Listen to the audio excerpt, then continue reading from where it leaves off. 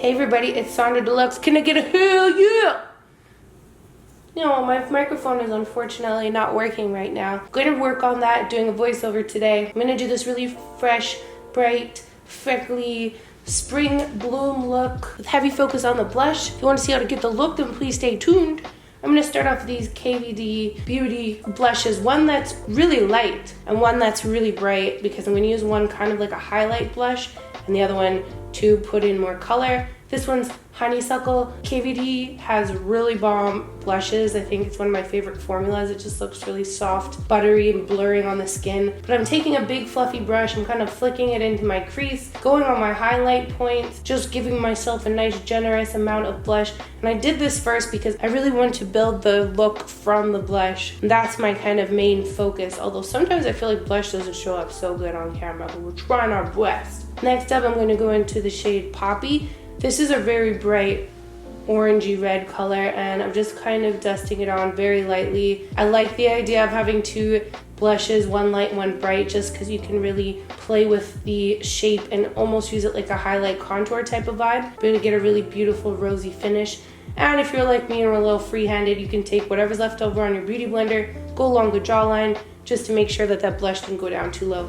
I'm going to go into my Makeup Forever Pro Bronze Fusion, and I'm going to snatch up the nose real quick. I'm not doing it really in my crease today, but I do like to contour underneath my brow and drop it down in a straight line to the tip of my nose, just as a nice soft contour. Today we're not doing the mosty most, but I like using a paddle brush like this just because it's easy to kind of follow the natural contour lines of my nose. I also like to do it right underneath the tip of my nose and right at the top where it kind of scrunches, just to give it a little roundness. Make sure you don't overdo it. I just usually drag my finger if I overdo it just a little bit, just like how we did the beauty blender along the jawline, just using it as a little eraser. Now I'm going to go in with our Honeysuckle shade, and I'm just going to do a touch on the outer parts of the nose. And by the way, I decided, I'm like, that doesn't really show up, so I'm just going to highlight the very tip of my nose. So it's slightly rosy, hard to pick it up on camera. TBH, didn't make too much of a difference. You can skip that if you want. But I'm going to take the Snap Shadows by Fenty Beauty. This is in number 5. And I'm going to take this first shade, it's kind of more orangey, as our first layer, kind of to go into the crease, just to buff out any of my creasing from my concealer and stuff like that. And as our kind of transition color, it's a nice bright sunny mandarin color, but I'm using a very small amount. This is not the focus color. We're just using it to kind of absorb oils and all that kind of good stuff. Using a fluffy little Morphe brush.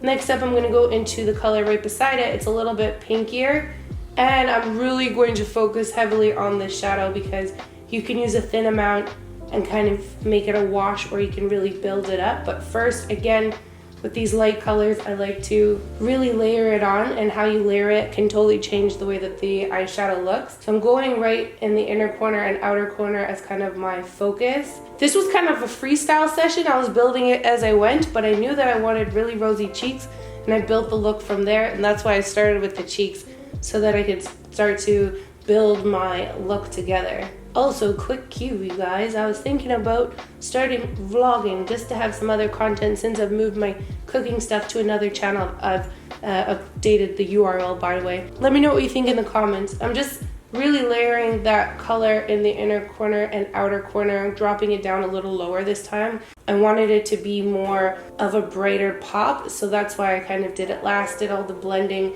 and then I'm just really layering it and letting it kind of blend onto the upper part of my cheekbone. A little bit underneath the eye just to blend it together so there's not a stop or finish. Whoa, I was listening to music, very embarrassing, haha.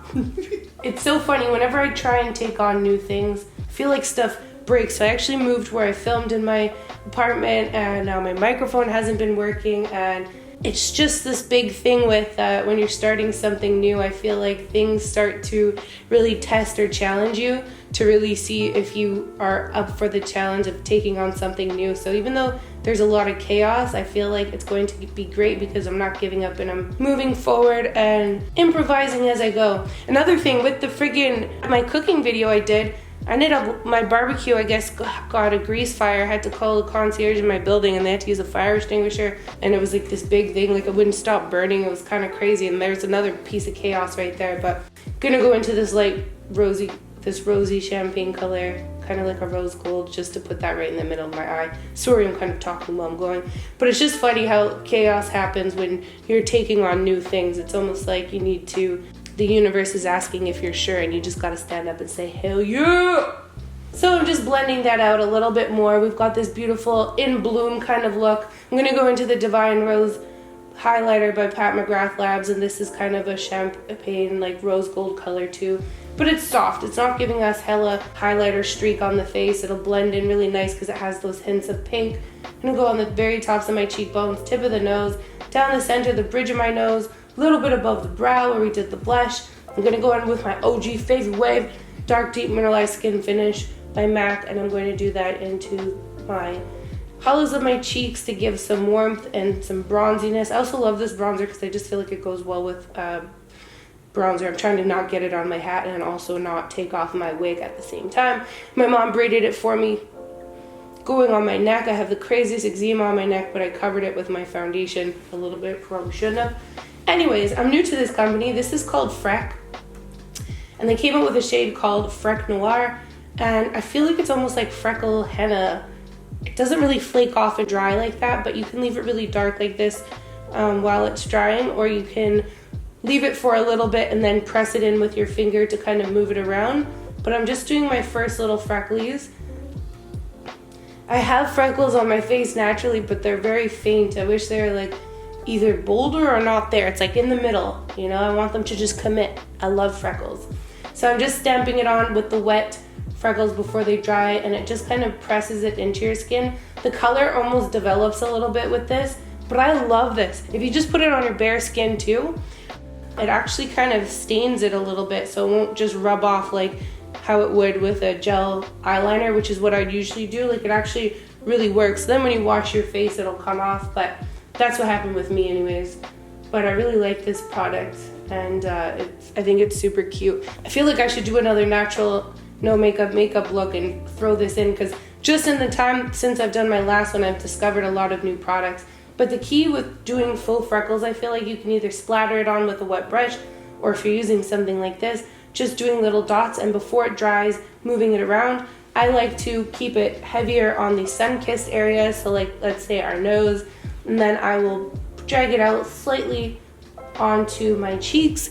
I've done other videos where I've done it on my forehead, chin, like pretty much whole face, but I thought I'd just keep it subtle today because I did a lot. Also, if you make a little boo-boo, you better take it off right away, because it, like I said, it kind of has like a staining quality to it. Going ahead on the other side as well. It's always funny every time I do freckles on my channel. It's like I want to show all the steps, but it just takes a long time, and I'm just kind of doing dots. Also, another pro tip, make sure you're tapping it and you're not swiping it, because your freckles will turn into horizontal minus signs. That's not the vibe. And also keeping the product nice and wet and going just with the tip of the brush, because when I first tried this out, I was kind of doing it on an angle, and again, then I had forward slashes. I'm going to take the Huda Beauty mascara, and I'm using the length and curl side only. I feel like that side's enough for me because my bottom lashes are pretty bushy, but top lashes doesn't matter so much because I'm going to put falsies on. I'm just giving it a nice wiggle and lift, making sure every hair is coated so that my false lashes aren't as detectable. They will be detectable, but you know, I'm trying to sell the fantasy here, looking like a flower. Just gonna go ahead and do the bottom lashes too. I really like this side for just doing very long spiky lashes, which I really like. I wanted to kind of match the lashes that we're doing on our top lashes. I'm using the BADDIE lashes and hashtag IG. They're kind of like a spiky lash, so I don't mind if my bottom lashes are a little spiky, and I like to also pull it out straight because my bottom lashes, they're long, but they curl under so much because my hair is obviously curly. So I like to kind of pull them, and it makes them look a little longer. I'm gonna take my lashes. These ones are already been used lashes. I love lashes that are a little bit used.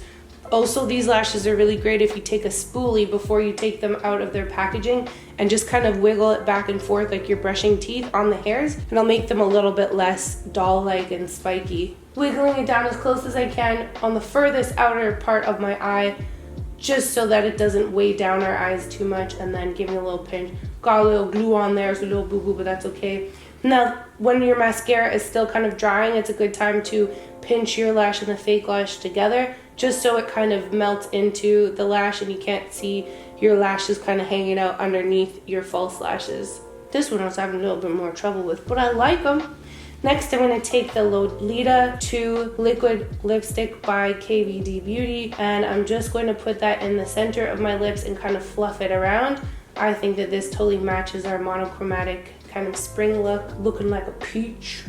And this wears really well underneath the mask because it doesn't transfer. But to give that kind of blurred look, I'm just, again, taking whatever's left over on my beauty blender and putting it on the outside of my lips.